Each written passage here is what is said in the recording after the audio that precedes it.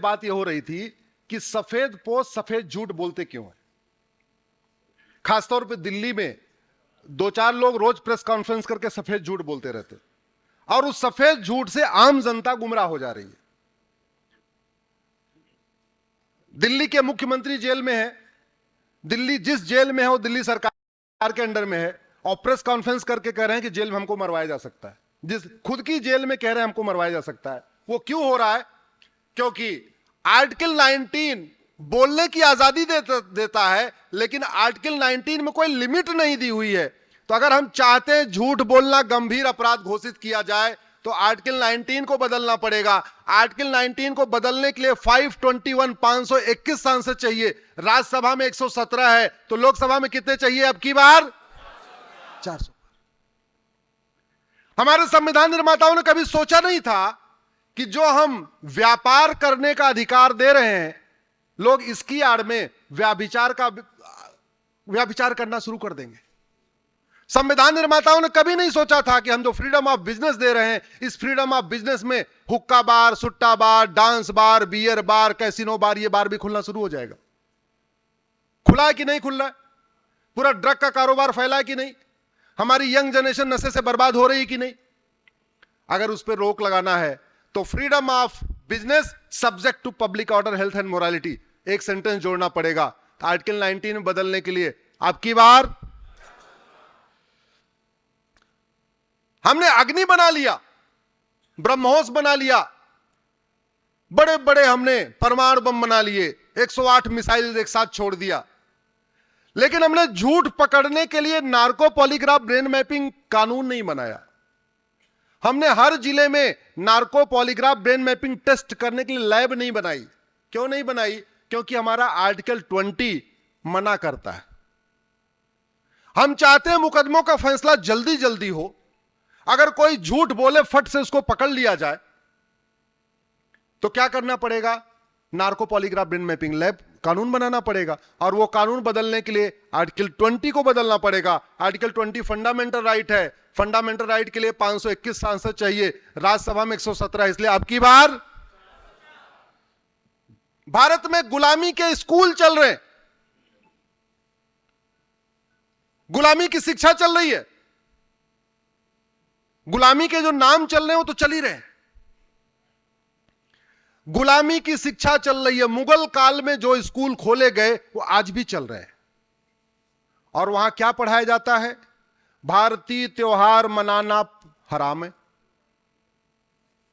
भारतीय संस्कार हराम है, वंदे मातरम हराम है, माता का पैर छूना हराम है, पिता का पैर छूना हराम है, बड़ों का आशीर्वाद लेना झुक के ये भी हराम है। वसुधैव कुटुंबकम पढ़ाया नहीं जाता, नारी तू नारायणी पढ़ाया नहीं जाता, यत्र नारस्तु पूज्यते रमन्ते तत्र देवता पढ़ाया नहीं जाता, सर्व मंगल मांगल्ये पढ़ाया नहीं जाता। पढ़ाया क्या जाता है? जो हमारे तरीके से इबादत करे वो पाक, और जो ना करे वो नापाक। जो हमारी तरीके से रहे, जो हमारे तरीके से कपड़ा पहने, जो हमारी तरीके से इबादत करे, जो हमारे तरीके से सोचे, जो हमारे तरीके से त्योहार मनाए वो पाक, और जो ना मनाए वो नापाक। अरे भैया, भारत पाकिस्तान का विभाजन इसी फिलॉसफी पे हुआ था। उस समय ये नारा दिया था, हम पाक हैं, तुम लोग नापाक हो, पाक नापाक एक साथ नहीं रह सकते, इसलिए हमको पाकिस्तान बनाना है। ठीक है? तो अब वो स्कूल चल रहे हैं, और हम ये चाहते हैं कि भारत में सर्वपंथ संभाव भी रहे, सब मिलजुल के रहें। सब मिलजुल के कैसे रहेंगे जब सबकी सोच एक जैसी नहीं होगी? सब मिलजुल के कैसे रहेंगे? और एक जो सबसे बड़ी दिक्कत क्या है गुरुदेव, अगर किसी बगीचे में एक आम का पेड़ लगा दिया जाए, बगल में बबूल का पेड़ लगा दिया जाए, 5 साल के बाद कौन सा पेड़ बचेगा, कौन सा सूख जाएगा? जोर से बोलिए जरा। और आम सूख जाए, वो सरवाइव ही नहीं कर सकता, रह ही नहीं सकता। भारत में समान शिक्षा हो, वन नेशन वन सिलेबस हो, वन नेशन वन करिकुलम हो, सबकी किताबें एक जैसी हो, ज्यादा नहीं तो कम से कम 10वीं तक। बंगाल वाला बंगाली में पढ़ेगा, महाराष्ट्र वाला मराठी में पढ़ेगा, गुजरात वाला गुजराती में पढ़ेगा, यूपी बिहार वाले हिंदी में पढ़ेंगे। लेकिन सिलेबस और करिकुलम अलग अलग क्यों? उसके लिए आर्टिकल 21A को बदलना पड़ेगा। जो राइट टू एजुकेशन है उसमें एक शब्द जोड़ना पड़ेगा, इक्वल। राइट टू एजुकेशन को बनाना पड़ेगा राइट टू इक्वल एजुकेशन। 10वीं तक पूरे देश में सबकी एक किताब, 10वीं तक एक साथ एग्जाम। उससे भाईचारा बढ़ेगा कि नहीं? बंधुत्व बढ़ेगा कि नहीं?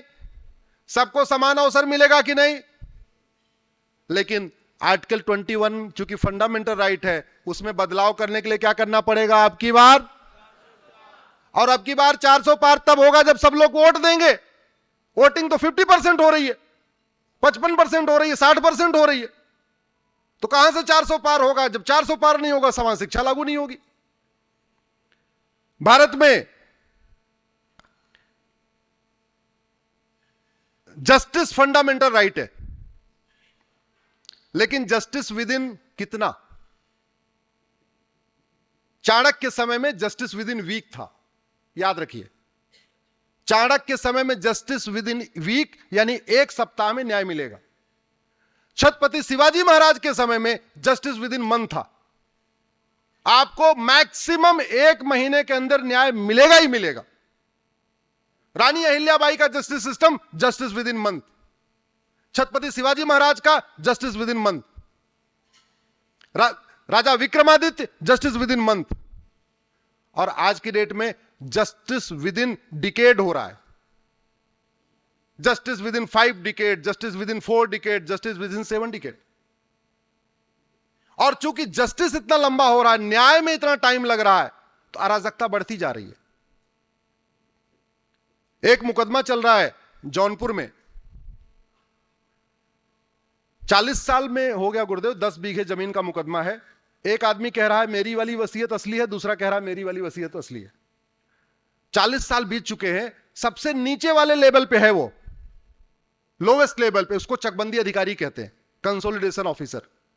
अभी वहां से डिसाइड होगा, अपील होगी, एसओसी के यहां जाएगा, वहां से डिसाइड होगा, अपील होगी, डीडीसी के यहां जाएगा, वहां से डिसाइड होगा, अपील होगी, कमिश्नर के यहां जाएगा, वहां से डिसाइड होगा, अपील होगी, हाई कोर्ट जाएगा, वहां से डिसाइड होगी, अपील होगी, सुप्रीम कोर्ट आएगा। 40 साल में सीधे सबसे नीचे लेवल पे है। यह हमारे संविधान में तो क्या करना पड़ेगा? संविधान में आपको एक आर्टिकल 21B जोड़ना पड़ेगा, जस्टिस विद इन ईयर। एक जुडिशियल चार्टर लागू करना पड़ेगा। यह जो तारीख का तारीख वाला खेल है ना, इसको बंद करना पड़ेगा।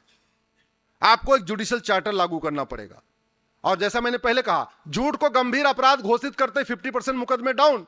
और जैसे आपने जुडिशियल चार्टर लागू कर दिया, जज के लिए मैंडेटरी हो गया, आपको हर सप्ताह तारीख देना है। अगर जो मुकदमा आप मंडे को सुन रहे हो, हर मंडे को उसको सुनते रहो जब तक खत्म न हो जाए। जो मुकदमा आप ट्यूसडे को सुन रहे हो, हर ट्यूसडे उसको सुनते रहो जब तक खत्म न हो जाए। जो मुकदमा वेडनेसडे को आपके सामने आया है, उसको हर वेडनेसडे सुनते रहो, सप्ताह जब तक खत्म न हो जाए। उसके लिए आपको संविधान में संशोधन करना पड़ेगा, और संविधान में संशोधन करने के लिए 2/3 बहुमत चाहिए। यानी अब की बार पूरे देश में गुरुदेव धर्मांतरण चल रहा है, और धर्मांतरण एक शब्द के कारण हो रहा है। संविधान में आर्टिकल 25 में जो प्रोपोगेट वर्ड लिखा हुआ है, एक शब्द। मुगल काल में भी धर्मांतरण हुआ, ब्रिटिश काल में भी धर्मांतरण हुआ, और आज भी धर्मांतरण हो रहा है। चाइना में धर्मांतरण होता है क्या? सुना आपने कभी? सुना नहीं। अच्छा, एक बार उस पंथ में घर वापसी हो जो भारत के संविधान को मानते हैं, इक्वेलिटी, जस्टिस, लिबर्टी, फ्रेटर्निटी को मानते हैं, वसुधैव कुटुंबकम को मानते हैं, नारी तू नारायणी को मानते हैं। बात समझ में आती है? ऐसे रिलीजन में कन्वर्जन हो रहा है जो भारत के संविधान को मानता ही नहीं। एक जो सबसे पहले बात तो हमें निकाल देना चाहिए, सर्वधर्म समभाव। दुनिया में सर्वधर्म नहीं है, बहुत सारे धर्म नहीं है, धर्म तो एक ही है। वो क्या है? बाकी सारे पंथ हैं। इस पे मेरी एक पीआईएल चल रही है, धर्म और पंथ पे भी। केंद्र सरकार के गृह मंत्रालय, कानून मंत्रालय, शिक्षा मंत्रालय, संस्कृति मंत्रालय को नोटिस जारी हुआ है गुरुदेव। मैंने कहा कि पहले स्कूलों में पढ़ाइए धर्म क्या है और पंथ क्या है, और पूरे ऑफिशियल डॉक्यूमेंट से धर्मनिरपेक्ष शब्द हटा दीजिए। पंथ निरपेक्ष लिखिए, बात समझ में आती। धर्मनिरपेक्ष नहीं होना चाहिए। भारत धर्मनिरपेक्ष नहीं है, भारत एक धर्मनिष्ठ राष्ट्र है। भारत एक धर्मनिष्ठ राष्ट्र है, धर्मनिरपेक्ष राष्ट्र नहीं है। अब आर्टिकल 25 में जो प्रोपोगेट आया उसी को यूज करके जिहादी संगठन भी कन्वर्जन करा रहे हैं, मिशनरीज भी कन्वर्जन करा रही हैं, झूठ बोल के, लालच देके, धोखा देके, ये करके, वो करके, पहचान छुपा के, अलग अलग तरीके से। धर्मांतरण किसी एक राज्य की समस्या नहीं है, धर्मांतरण पूरे देश में हो रहा है। ऐसा कोई जिला नहीं धर्मांतरण नहीं हो रहा। तो यानी जो बीमारी पूरे देश में है उसकी दवाई कहां बननी चाहिए, विधानसभा में या लोकसभा में? स्वाभाविक सी बात है। जो समस्या राष्ट्रीय है उसका समाधान भी संसद से ही होना चाहिए। लेकिन आप धर्मांतरण के खिलाफ एक सेंट्रल लेवल पे कानून बनाएंगे, उसके पहले आपको संविधान के आर्टिकल 25 को बदलना पड़ेगा, प्रोपोगेट शब्द हटाना पड़ेगा। आपको उसके पहले संविधान के आर्टिकल 25 में स्पष्ट करना पड़ेगा धर्म अलग होता है, रिलीजन अलग होता है।